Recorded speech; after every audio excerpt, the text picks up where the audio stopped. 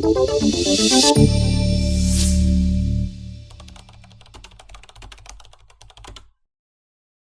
მიმდინარე პოლიტიკა ყოველთვის როგორც სცენაზე აისახება, ისე თეატრის, ასე ვთქვათ,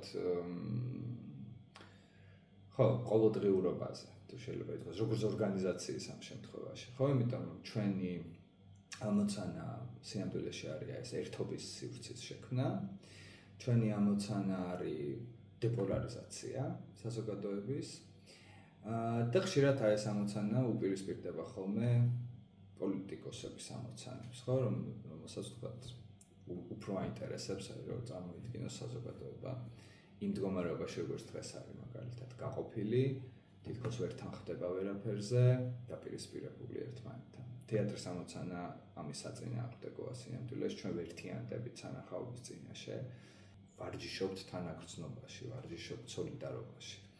ამისთვის არის თეატრი და ზუსტად ამიტომ ხდება ხოლმე ესეთი სივრცეები ნებისმიერი რეჟიმის პირველი თავდასხმის, ასე ვთქვათ, სამიზნედ, ხო?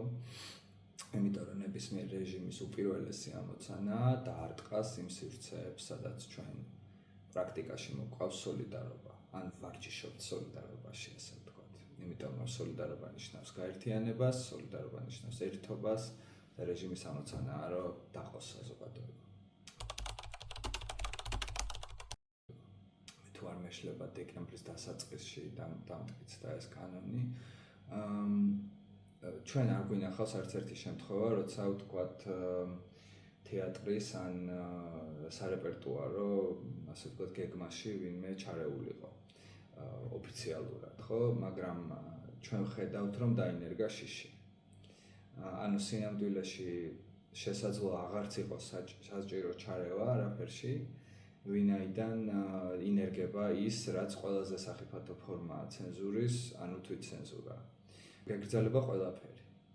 სინამდვილეში არ იცი, რის გამო დაისჯები, უხეშად რომ ვთქვათ, ხო? ეს არის ძალიან ნაცადი ხერხი ნებისმიერ რეჟიმში, რომ პრინციპში კანონი იყოს ბუნდოვანი, მაგრამ ჩვენ რასაც ვხედავთ აქ არის ის, რომ უბრალოდ ეს თემა საერთოდ გაქრა, ხო? ანუ პრაქტიკულად შეგვიძლია ვთქვათ, რომ ამ დამკვიდრებული თვითცენზურის გამო პრინციპში უკვე საერთოდ ერიდება დავუშვათ სახელმწიფო თეატრი, ნებისმიერი ზოგადად შეეხოს კლასიკასაც კი დიდწილად.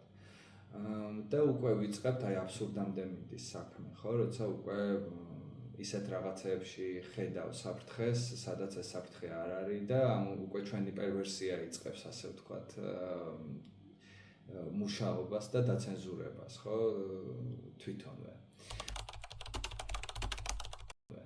ალბათ მოხდებიან ყველანაირი სხვადასხვა ფორმის თავდასხმის ქვეშ და ეს არის, ასე ვთქვათ, ესევე მუქარა სხვა თეატრებისთვის, ან სხვა ხელოვანებისთვის, რომ აი გაბედავ ესეთ რამეს და ესეთ რამ შეიძლება დაგემართოს. ამიტომ, რა თქმა უნდა, ტოტალური კონტროლი ყალიბდება, მე ვიცი ისიც, რომ როცა ერთ რამეს აკრძალავ, ძალიან ცოტა დრო გაქვს იმისთვის, ძალიან ცოტა დრო ჭირდება იმისთვის, რომ კიდე რაღაცა იგრძალოს და ანუ საერთოდ აი ეს დაშვებაც კი არ უნდა მოხდეს, აი სუმცირე ჩარევითაც კი შემოქმედებით თავისუფლებაში.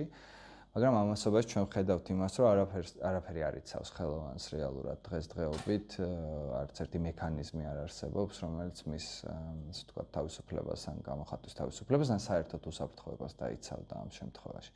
ამიტომ მე ერთადერთი, რასაც ვისურვებდი, იქნებოდა სიფხიზლე თეატრის მხრიდან, უფრო მეტი სიფხიზლე, რომ მიუხედავად იმისა, რა თემაზე გვაქვს ლაპარაკი, უბრალოდ ვინ რა პოზიციაზე დგას, იმედი მაქვს ერთ რამეზე მაინც ვთანხმდებით, რომ გამოხატვის თავისუფლება და შემოქმედებითი თავისუფლება უნდა იყოს ხელშეუხებელი და სინამდვილეში ჩვენ ვართ ის პირველები, ვინც გრძნობს ხოლმე თავდასხმას გამოხატვის თავისუფლების შეზღუდვაზე, ამიტომ და მედია, ვთქვათ, და ხელოვანება პირველია, ვინც ამას იგრძნობს და ჩვენ კიდე სხვა პასუხისმგებლობა გვაქვს, ვთქვათ, ვიდრე სხვა სფეროების ან პროფესიის ხალხს, რომ ვირეაგიროთ და გავაფრთხილოთ საზოგადოება დროზე, რომ რაღაც ამგვარი იწყება და უნდა ვიყოთ ყურადღებით. Thank you.